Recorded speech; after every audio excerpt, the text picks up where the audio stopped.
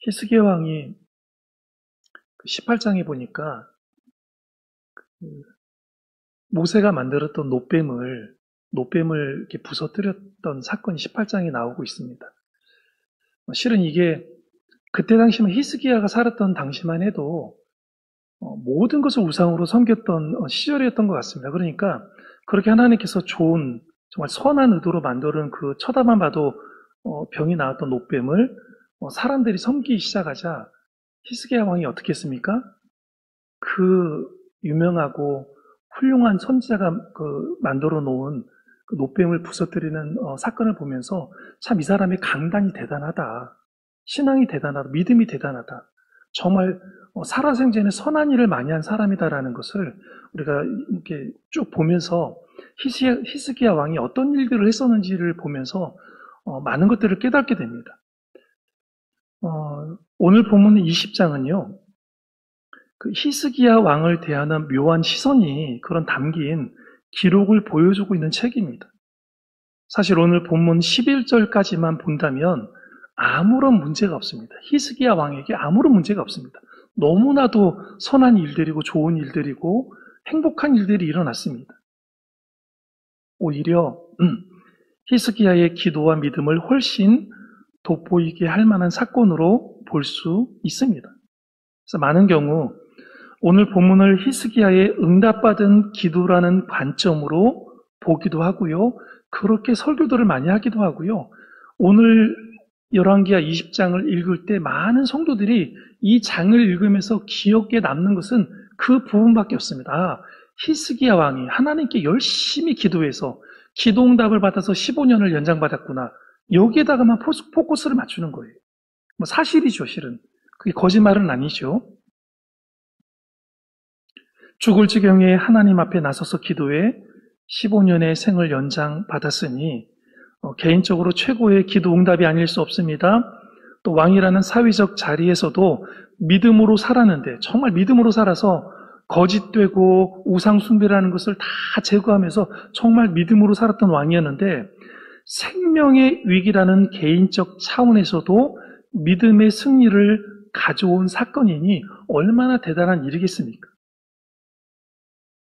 히스기야 왕의 기록이 이렇게 끝났으면 좋았을 텐데 후반부의 기록은 참 아쉽다라는 마음을 금할 길이 없습니다.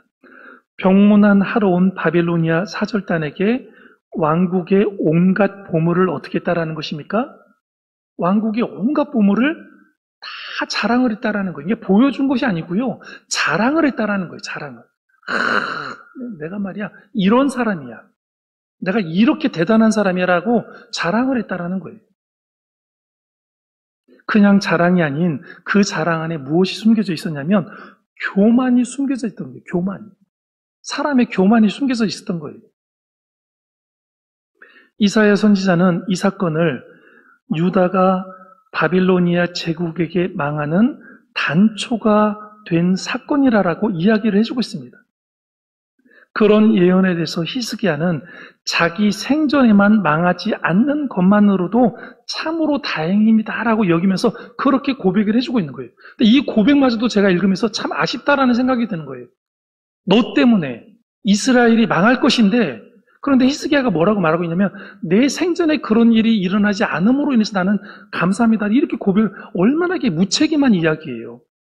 자기 때문에 지금 이스라엘이 망하게 되었는데 내 생전에만 일어나지 않으면 다행입니다. 이렇게 고백을 하고 있는 거예요. 오늘 본문을 포함한 20장 사건이 얼마나 중요한 사건이었으면 이 보물을 보여주는 이 교만이 얼마나 중요한 사건이었으면 여기에만 기록된 것이 아니고요. 열왕기에서에만 기록된 것이 아니라 역대기에서도 기록이 되었고요. 또 더 나아가서 이사야 선지자의 이사야서에서도 이 사건이 똑같은 내용이 기록을 하고 있다라는 것입니다. 그러니까 히스기야가 보물을 자랑하는 그 자랑이 이스라엘이 망하는 시초가 되었다라고 분명히 기록을 해주고 있습니다. 그래서 유다 사람들이요, 바벨론에게 망하게 되어서 바벨론으로 포로로 다 잡혀가게 됩니다. 히스기야 때문에 다 잡혀가게 된 다음에 자기들이 왜 망했을까? 이게 후손들이 생각을 하는 거예요. 도대체 우리가 왜 망했을까? 말씀을 통해서 복귀하기 시작했어요. 점검하기 시작했어요. 되돌아보기 시작했어요. 모세의 율법을 제대로 지키지 못한 원인이 가장 분명하고 큰 원인이었지만 히스기야 왕의 사건 기록 중에서 유다 왕국이 망한 1차적인 단초가 된 사건이 바로 히스기야 왕이 자기 보물창고의 보물을 보여주면서 자랑을 한 그 일 때문에 이스라엘이 망한 시초가 되었다는 것을 발견하게 된 거예요. 역대기에서는요, 한술 더 떠서 기록하고 있습니다. 히스기야 왕의 마음이 교만하여 그렇게 자랑을 했다라고 분명히 기록을 해주고 있고요. 더 나아가서 역대하 32장에 보니까 하나님이 히스기야를 떠났다라고 기록해 주십니다. 그러니까 보물을 자랑하는 순간 하나님이 누구를 떠났다고요? 히스기야를 떠났다라는 거예요. 우리가 인생을 살아가면서 우리 인생을 자랑하는 것이 얼마나 이게 쓸모없는 일인지, 얼마나 하나님께서 얼마나 싫어하시는 일인지를 우리는 분명히 알아야 됩니다. 내가 이런 사람이다. 내가 이런 것을 가지고 있다. 내가 이만큼 아는 사람이다. 망하는 시초를 내가 지금 행하고 있는 거예요. 그래서 뭐라고 그랬습니까?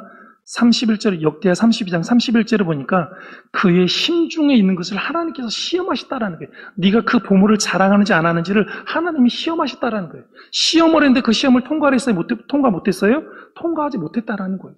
그래서 하나님께서 누구를 떠났다고요? 히스기야 왕을 떠났다라는 거예요. 히스기야 왕 입장에서 무척 억울하겠지만 결과적으로 예루살렘 성이 결국 바벨론 제국에게 망했다라는 것입니다. 오늘 본문은 그 무렵에, 오늘 성경, 우리 개역 성경은 그때라는 말로 시작을 하고 있습니다. 어느 때인 줄 감잡을 만한 것은 아무것도 없습니다. 하지만 생명을 15년 연장한다는 말씀에 근거해 보면 히스기야 왕이 29년 통치 기간을 소급해 보면 시점이 나오게 되죠. 왕이 된 지 몇 년째냐면 14년째 일어난 일입니다. 그때 무슨 일이 있었습니까? 아시리아 왕 사네립이 온 유다 성읍들을 무너뜨리고요, 예루살렘으로 진격해 오던 해였지요. 금과 은으로 조공을 바쳐 모면했다 싶었는데 다시 쳐들어와서 예루살렘 코앞까지 진격해 들어오던 그런 시점이었습니다. 하나님이 선지자 이사야를 통해서 히스기야가 죽을 것을 예고하십니다. 앞서도 선지자들이 이런 심부름을 한 적이 있습니다. 그런데 이전과 다른 것은요, 하나님이 마음을 바꾸셨다는 것입니다. 이사야가 궁전 안뜰을 막 벗어나려 할 때에, 그러니까 네가 반드시 죽을 것이다라고 이야기를 하고 나와가지고 궁전을 지나가서 궁전 안뜰 중앙 정도를 지나는데 뭐 그게 얼마나 되겠어요? 길어야 한 10분, 20분 거리밖에 더 되겠어요? 근데 그 거리를 지나는데 하나님의 마음이 바뀌신 거예요. 네가 죽을 것이다라고 말했던 그 하나님의 마음이 갑자기 그 10분, 20분 사이에 바뀌신 거예요.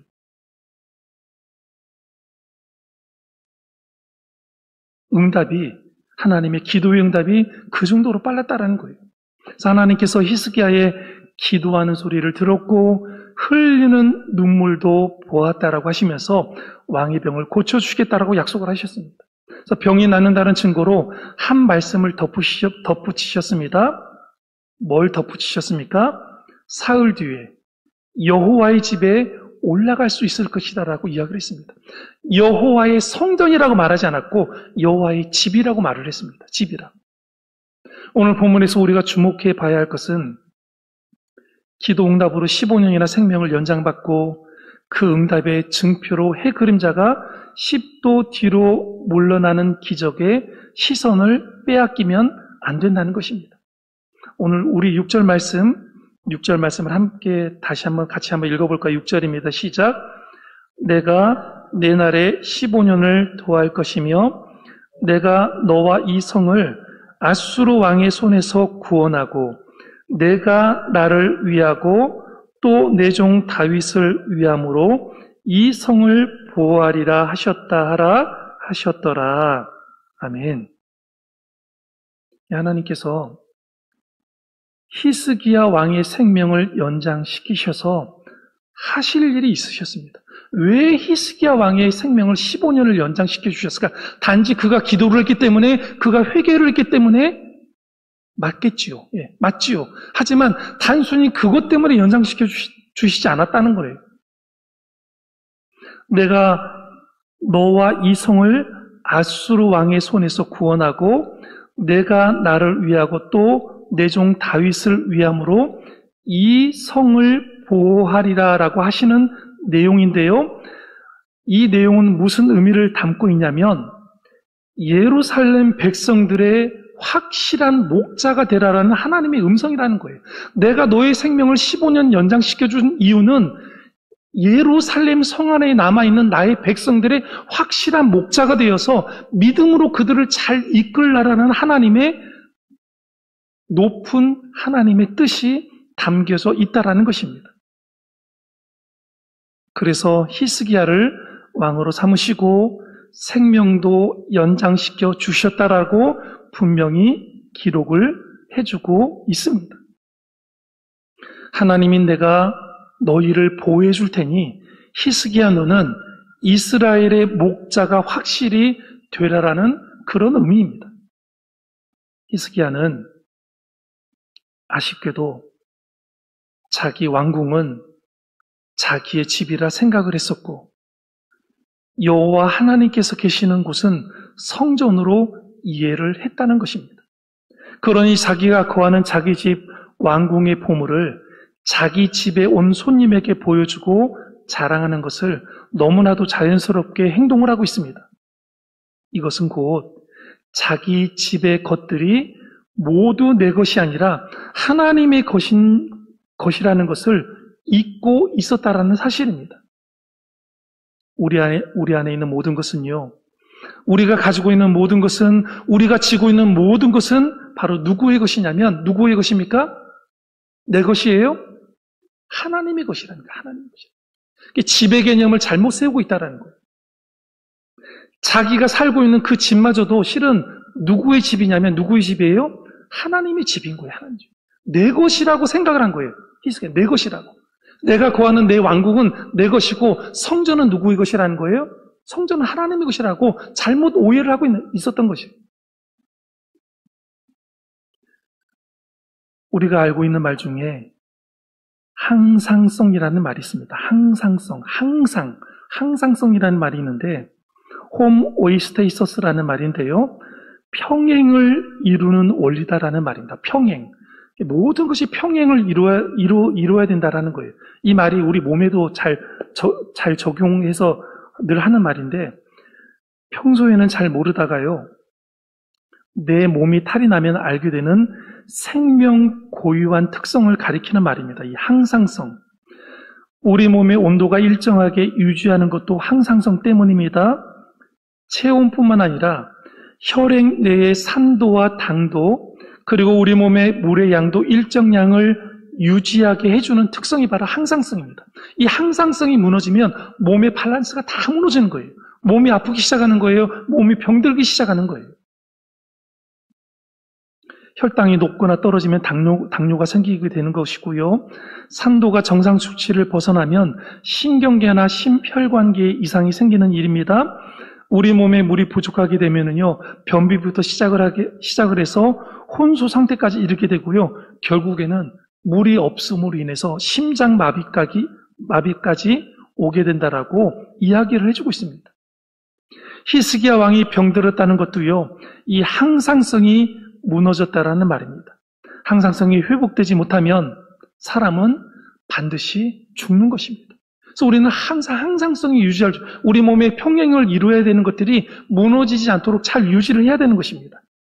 밸런스가 무너지면 그렇게 된다라는 것입니다. 몸이 항상성을 유지해야 살듯이 우리 내면의 항상성을 가리키는 말이 바로 집이라는 말입니다. 내가 살고 있는 집, 성전 똑같이 봐야 되는 거예요.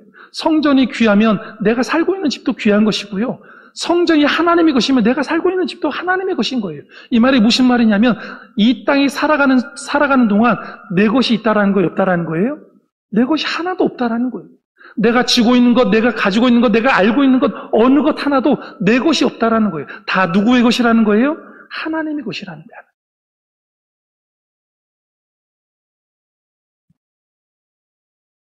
히스기야는 나라의 일은 항상성을 쫓아서 나라가 망하지 않도록 평행을 이루도록 그렇게 노력을 했습니다. 금은을 다 바쳐서 나라를 유지했고, 어찌됐든 간에 나라의 우상을 섬기는 사람들이 우상을 다 없애면서 그렇게 노력을 했습니다.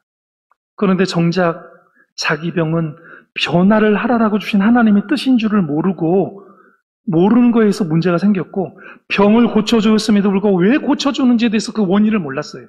나의 병을 왜 고쳐주셨을까? 그래서 히스기야의 삶과 그의 믿음에 큰 탈이 났다라는 것입니다. 우리도 항상 조심해야 할 일이 바로 이 지점이라는 것입니다. 내 삶은 내 것이 아니라 내게 맡겨진 공동체를 구원하고 공동체를 보호하기 위해서 목숨 바쳐 일해야 함을 하나님은 우리들에게 말씀을 해주고 계십니다. 그것이 주의 종을 교회의 리더로 세우신 목적입니다. 그래서 우리는 항상 여호와의 집에 거하면서 기억을 해야 됩니다.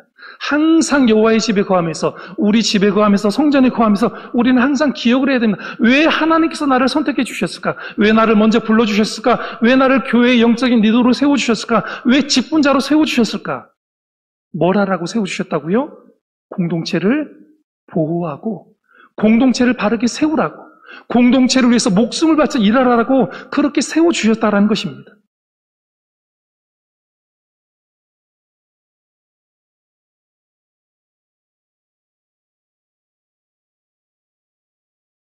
나를 이 교회에 보내셔서 영적 리더로 올바르게 살아내고 그런 일들을 감당하라고 하나님께서는 우리를 보내셨다는 사실입니다. 히스기야처럼 나를 자랑하기 위해서 필요한 것이 교회고 내 집이 아니라, 내 물건이 아니라, 교회가 내 것이고 내가 가지고 있는 것이 다 내 것이라고 생각해서 교회와 교인을 자랑하고 내가 가지고 있는 알량한 것들을 자랑하며 살라라고 나를 보내주신 것이 아니라는 사실입니다. 만약에 우리가 그렇게 생각을 한다면 우리의 인생의 끝은 멸망밖에 없고 우리 공동체의 끝은 멸망밖에 없다라는 것을 우리는 반드시 기억을 해야 됩니다. 지금 나에게 주어진 모든 것은 바로 하나님이 주인이심을 기억하시고 더욱 겸손히 엎드려 기도로 나아가시는 오늘 이 하루가 되시기를 주의 이름으로 간절히 축원합니다. 기도하시겠습니다. 우리 지금 기도하실 때